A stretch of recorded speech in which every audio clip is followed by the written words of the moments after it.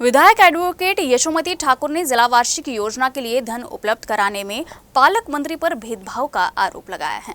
अमरावती जिला नियोजन समिति की बैठक में पालक मंत्री चंद्रकांत पाटिल सत्ता पक्ष और विपक्ष में लगातार भेदभाव कर रहे हैं। उन्होंने कहा कि हमारे निर्वाचन क्षेत्र में भी लोग रहते हैं, इसलिए जब उनके विकास के लिए धन की आवश्यकता होती है, लेकिन बार बार आग्रह करने पर भी धनराशि प्रदान नहीं की जा रही है। हे बघा, आता हे बोलतात एक आणि करतात एक ही वस्तुस्थिती आहे। आज पालकमंत्री जरा चांगल्या मूडमध्ये होते म्हणून बरं झालं, नाहीतर त्यांच्याच पक्षाच्या लोकांनी जे काय नौटंकी इथे केली ते त्यांनी केली। आम्ही तर मुद्दे मांडत होतो।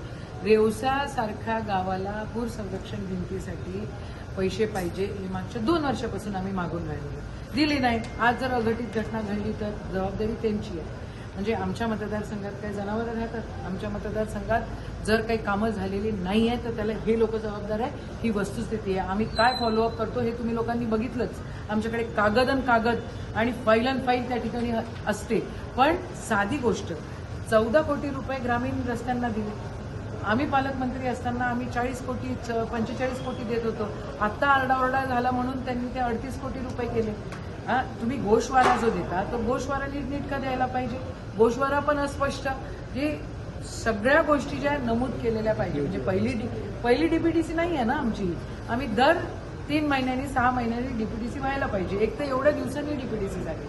ठीक आहे, आज त्यांनी अग्री केलं आम्हाला देऊ आणि ते रेकॉर्डमध्ये पण आलेलं आहे, तर बघूया देत आहेत की नाही देत आहेत। त्याचं असं नाही होत। आम्ही पण पालकमंत्री म्हणून काम केलेलं आहे। आम्ही सगळ्यांना पैसे देत असतो।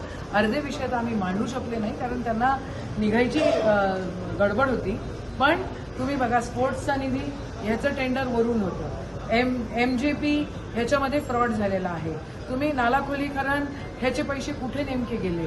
DPO अर्धा वेळ गायब असते। त्या ठिकाणी आपण बघतोय की DPOला म्हणजे पैसे बँकेमध्ये ठेवण्यात इंटरेस्ट आहे। पैसे आम्ही धडपड करून मंजूर करून आणतो, ते पैसे पण हे लोक देत नाही। असं नाही चालणार।